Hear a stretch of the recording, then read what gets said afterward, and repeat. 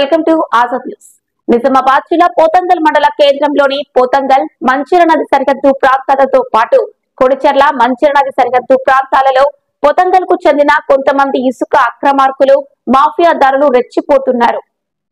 రోజు రోజుకు ఇసుక మాఫియాదారుల ఆగడాలు మితిమీరిపోతున్నాయి.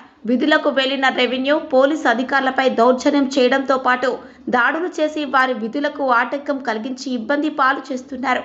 ఇసుక మాఫియాదారులు అక్రమంగా రాత్రిపూట తీసుకువెళ్తున్న అధిక లోడుతో ఉన్న టిప్పర్లను తరలిస్తున్నారు. అక్రమంగా తరలిస్తున్న ఇసుక టిప్పర్లను పట్టుకోవడానికి వెళ్లిన అధికారులపై తమ వెనుక లీడర్ల అండదండలు ఉన్నాయంటూ పోలీసులు, రెవెన్యూ శాఖ వారు తమకేమి చేస్తారులే, పాలకులే మా చేతిలో ఉన్నప్పుడు మాకేం భయమంటూ అధికారులపై రెచ్చిపోతూ దాడులు చేయడం పరంపరగా కొనసాగిస్తున్నారు. అందులో భాగంగా బుధవారం అర్ధరాత్రి పోతంగల్ మండల కేంద్రంలోని మంచిర సరిహద్దు ప్రాంతంలో విధులు నిర్వహిస్తున్న రెవెన్యూ అధికారులతో వాగ్వాదానికి దిగారు.